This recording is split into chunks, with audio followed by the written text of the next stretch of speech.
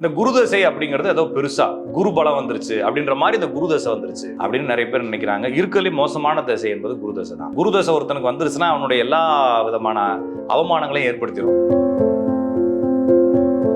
அப்ப குருதசையில பாத்தீங்கன்னா பெரும்பாலும் பாத்தீங்கன்னா குழந்தைகளுக்கு பிரச்சனை, குழந்தைகள்னால் பிரச்சனை, அவங்களுடைய செயல்பாடுகள் பிரச்சனை, அவங்கள பத்திய யோசனைகள். குரு என்பது எண்ணத்துல கான்சியஸ் ஆனதுன்னா அசிங்கப்படாம வாழணும்னு நினைக்கிறது. அப்படி வாழ விடாது, எதையாச்சும் ஒரு அசிங்கத்தை கொடுத்துரும். ஏன்னா 12ஆம் இடம் என்பது மேசராசி, மேசராசினுடைய 12ஆம் இடம் என்பது மீனராசி. மீன் என்பதே சேமிப்பு தான், மீனுடைய குறியீடே சேமிப்பு தான். அப்ப பேங்க்னு சொல்றாங்க, கருவூலம்னு சொல்றாங்க. ராசி கட்டத்தினுடைய கருவூலம் இதயம் சார்ந்த படபடப்பு. குருவனுடைய மிக முக்கிய பிரச்சனை. குருதசை ஆரம்பிச்சாலே ஒரு மாதிரி பேசிக்கிட்டு இருக்கும் போது மூச்சு அடைச்சு படக்கு படக்கு படக்கு படக்குன்னு அடிக்கும். இது என்னன்னா குருதசை ஆரம்பிச்சிருச்சுன்னு அர்த்தம். இதுல ஒரு ஜாதகம் பார்க்குறோம். இந்த ஜாதகத்துக்கு மேல கூடிய ராகு கேது இருக்கு இல்லைங்களா, அதுக்கு 1, 5, 9வது கட்டத்துக்கு இந்த கோச்சார குரு போச்சுன்னா ஜாதகருக்கு பெரிய இழப்பை ஏற்படுத்தும். ராகு மேல குரு போனாலும் குரு மேல் ராகு போனாலும் ரெண்டும் சமமானது. நிறைய பேருடைய குடும்பத்துல மரணங்கள் வரைக்கும் கொண்டு போய்விடும்.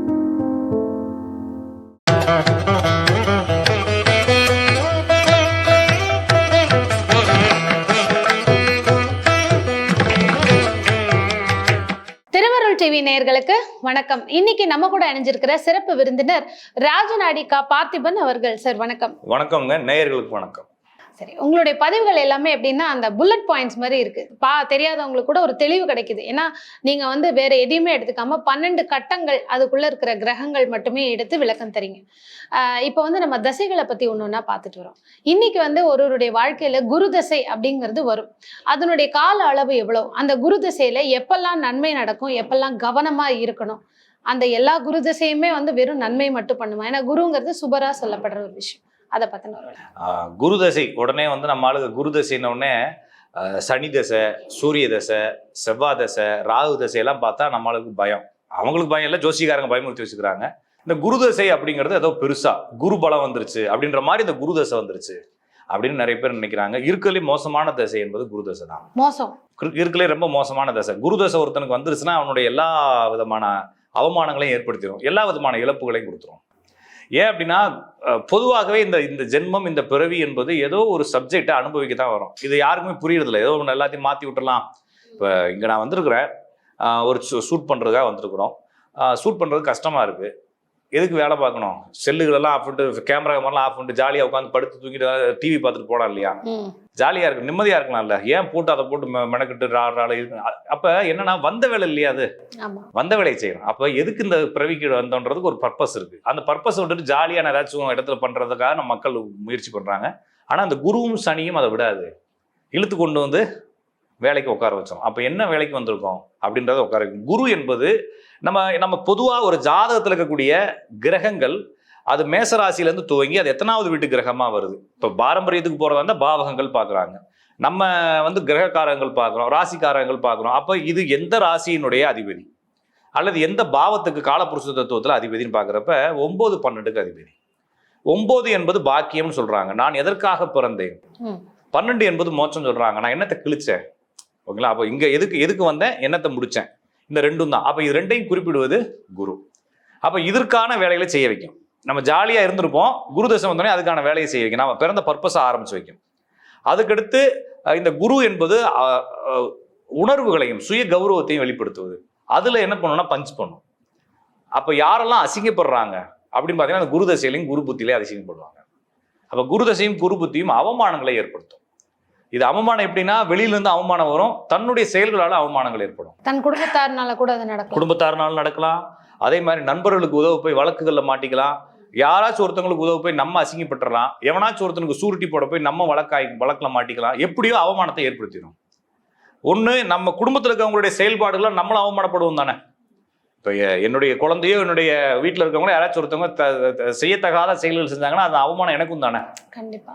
அப்போ அது மாதிரி ஒரு அவமானத்தை ஏற்படுத்தும். குரு என்பது புத்திரக்காரகனாக சொல்றாங்க.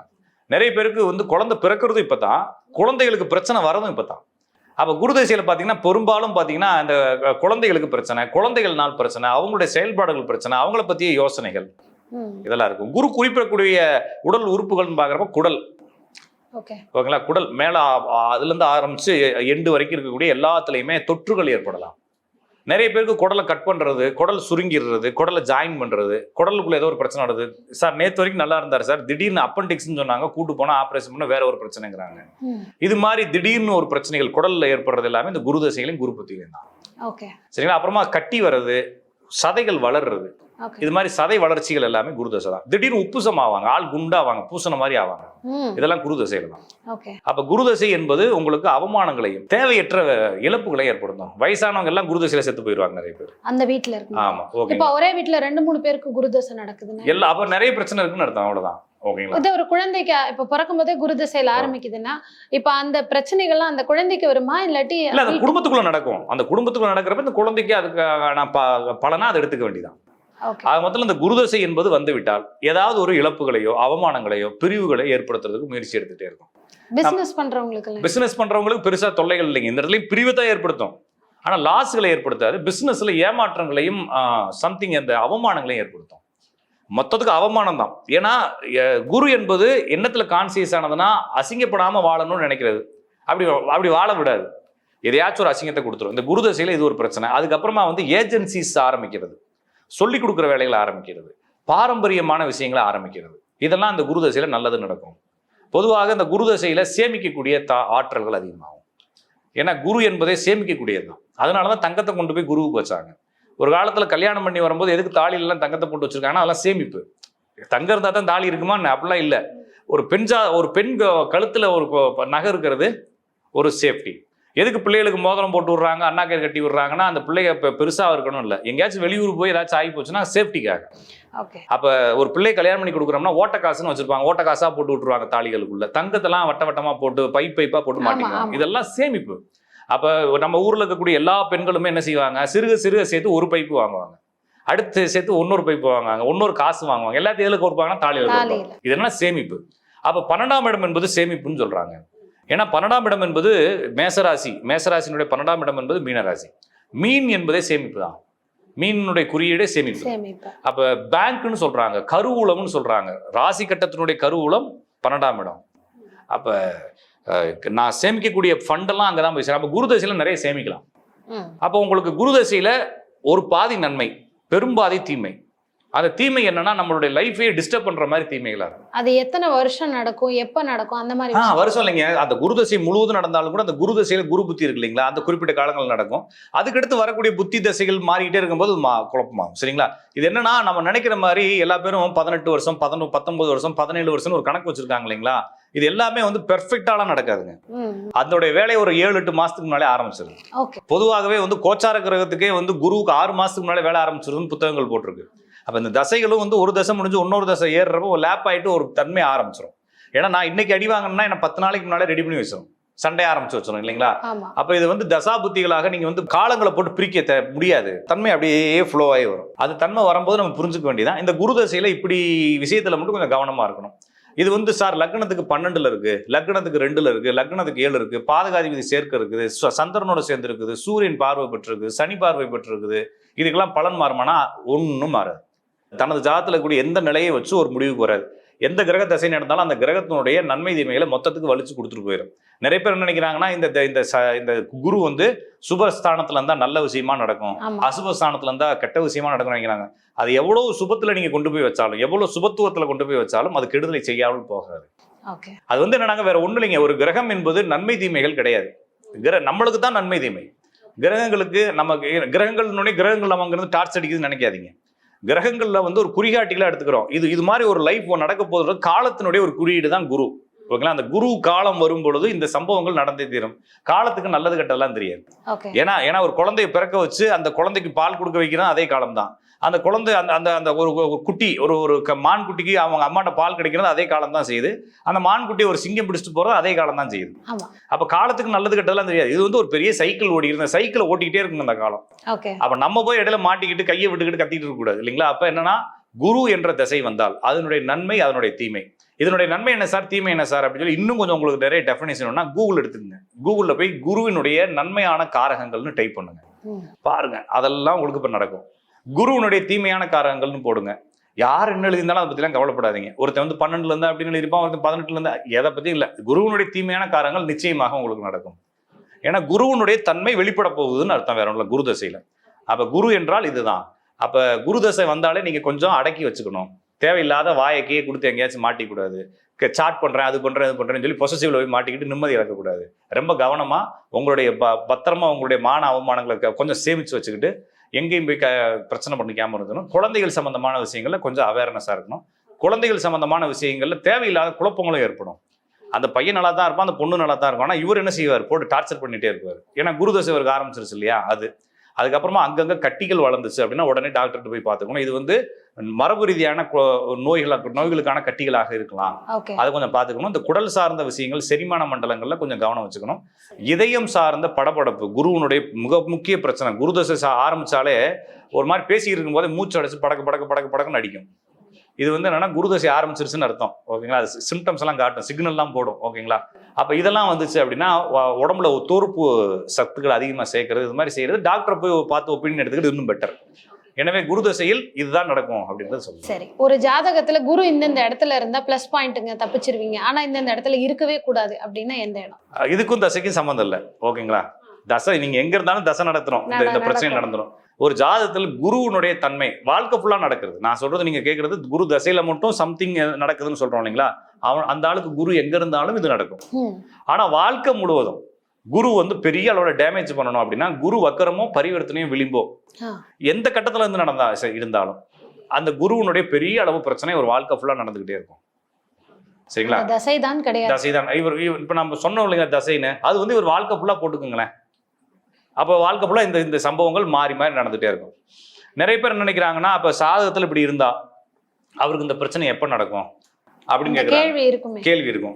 அது தேவைப்படும் போது தான் நடக்கும். இப்ப ஒரு ஜாதகத்துல வந்து குரு என்ற கிரகம் ஒரு மாதிரி செல்ஃப் கான்சியஸை குறிக்குது. ஒரு மாதிரி நம்ம ஏமாந்துருவோமோ அவமானப்பட்டுருவோமோன்னு ஒரு உணர்வை குறிக்குது. இது சின்ன பிள்ளைக்கு இருக்காதுல்ல. அப்ப சின்ன பிள்ளைக்கு உட்காந்துட்டு இந்த பலன் சொல்லக்கூடாது. எந்த சப்ஜெக்ட் எந்த காலத்துல எந்த மாதிரி அவங்களுக்கு தேவைப்படுமோ அந்த பிரச்சனையை கொடுக்கும். அப்ப குருவனுடைய தன்மைகள் எங்கெங்கெல்லாம் பிரச்சனை வரும்னு உங்களுக்கு நான் புரியும் இல்லைங்களா. அந்த வயசுல எல்லாம் கவனமா இருக்கணும். குரு ஒரு ஜாதகத்தில் வக்கரமாகவோ பரிவர்த்தனையாகவோ விளிம்பாகவோ இருந்தால் அடுத்து 4 மூலையில குரு இருந்தான் இதுவுமே வந்து குருவனுடைய, ஏன்னா தனது ராசி மீனமும் தனுசும் தனது ராசி. தனது ராசிக்கு 7வது ராசி வந்து கன்னியும் மிதுனமும். சரிங்களா. அப்ப இந்த ராசிகள்ல குரு இருந்தாலும் இந்த பிரச்சனை ஏற்படும். அதுக்கு அடுத்து மகர ராசிலையும் கடக ராசிலையும் உச்சமும் நீசமும் இப்படி குரு இருந்தா கண்டிப்பா பஞ்சாயத்து ஏற்படும். என்ன சார் எல்லா கட்டத்திலும் 6 கட்டங்களும் ஃபுல்லு, மீதி 6 கட்டங்கள்ல குரு இருக்காது. ஒருவேளை வக்கரமா இருந்தா இந்த 6 கட்டத்தையும் திருப்பி ஃபில் பண்ணி விட்டுரும் பார்வையில. சரிங்களா. ஆக மொத்தத்துல எல்லாருக்கும் இந்த பிரச்சனை இருக்குது, இவங்களுக்கு அதிகமா இருக்கும். இந்த குரு வந்து யாருக்கெல்லாம் ரொம்ப பலமா இருக்கோ அவங்களுக்கெல்லாம் மிஸ்கேரேஜ் ஆகும். கண்டிப்பா மிஸ்கேரேஜ் ஆகும். வெளியே தெரிஞ்சிருக்கலாம், தெரியாம இருக்கலாம், அவங்களுக்குள்ள இருக்கலாம். என்னடா இருந்தாலும் அப்படியே பார்த்த மாதிரி சொல்லிட்டாங்க கூட தெரியும். ஜாத் எடுக்கிறீங்க 4 மூலையில குரு இருந்தாலும் வக்கரமா இருந்தாலும் பரிவர்த்தனையா இருந்தாலும் உங்களுக்கு ஒரு தடவையாச்சும் நீங்களே கூட மிஸ்கேரேஜ் பண்ணிக்குவீங்க. அது நடந்தே தீரும், வேற வழி இல்லை. அப்ப இதெல்லாம் நம்ம புரிஞ்சுக்கிட்டு நம்ம பலன் சொல்ல வேண்டியது. ஓகே. சில பேர் வந்து இந்த குரு தசையை சந்திக்க மாட்டாங்க, ஏன்னா அந்த அளவுக்கு அந்த வயது. அப்ப நீங்க சொன்ன விஷயங்கள் அவங்க வாழ்க்கையில நடக்காது. குரு புத்தி வருதுலயே ஒவ்வொரு தசைகள்லயும். ஆமா, அந்த காலத்துல நடக்கும். அந்த ஷார்ட் பீரியட்ல அது நடக்கும். அந்த டயத்துல நடக்கக்கூடிய எல்லாமே நடந்துரும், இங்க நடந்துரும். சரிங்களா. ஆக எல்லாரும் எல்லா குணங்களையும் கடந்துதான் வந்தாக வேண்டும். ஏன் ஜாதகத்துல குரு ஏற்கனவே டேமேஜ்ல இருக்கு அப்படின்னா அந்த இடத்துல வந்து நான் கொஞ்சம் வீரியமா அடி வாங்கும், மீதி இருக்கவங்களுக்கு சும்மா லைட்டா அடி வாங்கும். சரிங்களா. இப்போ எனக்கு வந்து நான் வந்து ஒரு பைக்கில் போய் கீழே விழுந்து கால் பிரச்சனை ஆயிடுச்சு, கார் ஃப்ராக்சர் ஆயிடுச்சு அப்படிங்கிறதுக்கும் எனக்கு காலில் ஒரு சின்னதாக ஒரு கல் விழுந்துருச்சு அடிபட்டுச்சுன்றதுக்கும் வித்தியாசம் இருக்குது. நான் வாழ்க்கை ஃபுல்லாக நொண்டிட்டு நடக்கிறதுக்கும் ஒரு புண்ணு காயம் அதுக்கு தையல் போட்டிருக்கேன் அப்படின்றது நொண்டிட்டு நடக்கிறதுக்கு வித்தியாசம் இருக்குது. நான் ஒரு 2 மாதம் நொண்டிட்டு இருப்பேன், அடிபட்டுச்சுன்னா காலில் வேற பிரச்சனை ஃப்ராக்சர் ஆயிடுச்சுன்னா காலே பெண்ட் ஆயிருக்கும். அவ்வளோதானே தவிர இவ்வளோதான் வித்தியாசம். ஆக மொத்தத்தில் அது நடந்தே தீரும், நீங்க கடந்தே தீர வேண்டும் விதிகளை. வேற வழி இல்லை. குரு சம்பந்தப்பட்ட பெயர்கள் அப்படின்னா எந்த மாதிரி பெயர்கள்? குருவுடைய பெயர்கள் ஈஸிங்க. ஹேமான்றது குரு, ஏன்னா ஹேமம்ங்கிறது தங்கம், கனகம்ங்கிறது தங்கம், கனகராஜ். அதுக்கப்புறமா பூமியினுடைய பேர் எல்லாமே குருவுடைய பேர் தான். பூமினா அகிலா, பார், பூமிநாதன், உலகநாதன், லோகேஸ்வரி, புவனா அப்படின்ற பேர், புவனேஸ்வரி. இந்த பேர் எல்லாமே குருவனுடைய பேர்கள். இந்த பேர் இருக்கவங்க மேக்சிமம் பாத்தீங்கன்னா இவங்களா விரும்பி திருமணம் பண்ணிக்குவாங்க, இல்லைன்னா இவங்க திருமண வாழ்க்கை சரி இருக்காது. இப்படித்தான் இருக்கும். ஓகேங்களா. அதுக்கப்புறமா வந்து கேர் எடுக்கக்கூடிய பெயர்கள், கேர் எடுக்கிறது, சொல்லி கொடுக்கறது, ஆசான், குரு, குருனே பேர் வச்சிருப்பாங்க, ஜெயகுருன்னு பேர் வச்சிருப்பாங்க, குரு ராஜான்னு பேர் வச்சிருப்பாங்க, குரு தேவன் பேர் வச்சிருப்பாங்க, தேவன்ற பேர். அப்புறமா வந்து லிங்கம் அப்படின்ற பேரு, அந்த கோயில்கள் சம்பந்தமான பேரு, இதெல்லாமே வந்து குரு சம்பந்தப்பட்ட குரு பேர். ஓகே, இப்ப வருஷம் வரக்கூடிய இந்த குரு பெயர்ச்சி வந்து சொல்லுவாங்க, இந்த இடத்துக்கு வந்துருச்சுன்னா இவர் பார்வைப்பட்டிருக்கு, உங்களுக்கு சுபத்துவம் ஆயிடுச்சு, நல்லது நடக்கும். அப்ப அந்த ஒரு வருஷ காலம் அந்த குருனால அவங்களுக்கு இவ்வளவு கெடுதல் நடந்தாலும் அதே தசையில நல்லது நடக்கும். குரு மற்றும் சனி இது ரெண்டுமே பயிற்சியில நல்லது மட்டும் தான் பண்ணிட்டு போகும். அது எல்லாரும் சனியை வந்து தப்பா நினைக்கிறாங்களா? சனி பெயர்ச்சியில் நல்லது. குருவும் சரி சனியும் சரி ரெண்டுமே வந்து தனது பெயர்ச்சியில அடுத்தடுத்து உங்களுக்கு கொடுத்துக்கிட்டே போகும். ராகுக்கு எதுவும் கெடுத்துக்கிட்டே வரும். இதுதான் கான்செப்ட். ஆனா இந்த குரு தேவையான கிரகங்கள் மேல ஏறும்போது தான், ஒருவேளை உங்க ஜாதகத்துல ஒரு ஜாதகத்தை எடுக்கிறோம், அங்க ராகுவோ கேதுவோ இருக்கு, அந்த ராகு கேது மேல அந்த குரு ஏறிடுச்சுன்னு வச்சுக்கோங்களேன், அல்லது ராகு கேது இருக்கக்கூடிய ராசிக்கு 1, 5, 9வது ராசியில இந்த குரு போயிடுச்சுன்னு வச்சுக்கோங்களேன். உதாரணத்துக்கு மிதுன ராசியில ஒருத்தருக்கு ராகு இருக்கு. அப்ப குரு வந்து மிதுன ராசிக்கு வந்தாலும் கோச்சாரத்துல, அல்லது துலா ராசிக்கு வந்தாலும், அங்கிருந்து கும்பராசிக்கு போனாலும் இந்த ராகு, அப்போ 1, 5, 9 ராசிகளுக்கு போயிடுச்சு அப்படின்னா இவர் ஜாதக ராகுவை இந்த குரு ஆக்டிவேட் பண்ணிடுச்சுன்னு அர்த்தம். மரணத்துக்கு நிகரான பிரச்சனைகளை குடும்பத்துல கொடுக்கும். குரு மேல ராகு போனாலும் ராகு கேது போகும்போது இந்த மாதிரி விஷயங்கள் நடக்கும். கோச்சார குரு, நீங்க கேட்டது கோச்சார குரு தானே, பயிற்சி குரு. அப்ப வந்து இந்த குரு உங்கள் ஜாதகத்துல ஒரு ஜாதகம் பார்க்குறோம், அந்த ஜாதகத்துக்கு மேல கூடிய ராகு கேது இருக்கு இல்லைங்களா, அதுக்கு 1, 5, 9வது கட்டத்துக்கு இந்த கோச்சார குரு போச்சுன்னா ஜாதகருக்கு பெரிய இழப்பை ஏற்படுத்தும். ஓகேங்களா? ராகு மேல குரு போனாலும் குரு மேல ராகு போனாலும் ரெண்டும் சமமானது. நிறைய பேருடைய குடும்பத்துல மரணங்கள் வரைக்கும் கொண்டு போய்விடும். இந்த கேது மேல குரு போறப்ப மரணத்துக்கு நிகரான பயம் இருக்கும். நகை தொலைஞ்சு போறது, செக் புக் தொலைஞ்சு போயிடுறது, செல்போன் கீழே விழுந்து உடஞ்சிடுறது, பெரிய டிவி இருக்கும், பிள்ளை வந்து வயரை பிடிச்சி இழுத்து டம்முன்னு விழுந்து உடஞ்சிரும். இந்த மாதிரி இழப்புகளை ஏற்படுத்துறதுலாம் குரு மேல கேது போறப்ப, கேது மேல குரு போறப்ப. ஆளை காலி ஆயிடுறது, பெரிய ஆப்ரேஷன் நடக்கிறது, திடீர்னு போய் செக் பண்றப்ப வேற ஒரு நோய் இருக்கிறது, இதெல்லாமே வந்து ராகு மேல குரு போறப்போ அல்லது குரு மேல ராகு போறப்போ. இது ஒரு சம்பவம் தான் நடக்குமா இல்ல அந்த ஒரு வருஷம் பூரா அந்த ஒரு வருஷம் நடந்துகிட்டே இருக்குமா? அவங்க தொடர்ச்சியா வந்துட்டே இருக்கும். ஃபர்ஸ்ட் தாத்தா சாவாரு, 6 மாசம் கழிச்சு பாட்டி செத்து போயிடும். பாட்டி செத்து போகும், அப்பாவுக்கு செக் பண்றப்ப ஹார்ட் பிரச்சனை வந்துடும், அவருக்கு ஆஞ்சியோ பார்ப்பாங்க. இது மாதிரி அந்த 1.5 வருஷ காலம் கடக்கிறதுங்கிறது ரொம்ப கடினமான ஒரு விஷயம். அதே ஜாதத்திலேயே ஒரு ஜாதகத்தை பாக்குறப்ப ராகு மேல குரு போயிட்டு இருக்கும், குரு மேல ராகு போயிட்டு இருக்கும். ஏக காலத்துல ரெண்டுமே நடக்கும். அவங்க ஒய்ஃப் ஜாதத்திலே அதே தான் நடக்கும். அப்படி பாக்குறப்ப அவங்க குடும்பத்துல ஒரு பெரிய பஞ்சாயத்து இருக்கு போதுன்னு அர்த்தம். நீங்க வந்து இங்க சனியத்தான அசுபருன்னு உருட்டுறாங்க, இங்க குருவை பார்த்தாலே போதும் அவங்க வீட்டுல யாரெல்லாம் சாவாங்கன்றது தெரியும். அப்ப குரு தான் வந்து மரணத்தை குறிக்கக்கூடிய கிரகமா இருக்கு. ஏன்னா கொண்டு வரதும் குரு தான், மோட்ச கிரகம் குரு தானே, 12வது வீட்டினுடைய அதிபதி குரு தானே, வரவும் செலவும் குரு தான். இவங்க வந்து சனியை கொண்டு போய் ஆயுள் காரகன் குறிப்பாங்க. சனி ஆயுள் காரகன் இல்லை, சனி கர்ம காரகன். நம்மளுடைய செயல்பாடுகள் எவ்வளவு பெருசா போகும். நம்ம ஆயுள்னா ஆயுள் சாவை குறிப்பிடுறது இல்லை. என்னுடைய ஆயுள்ன்றது என்னது?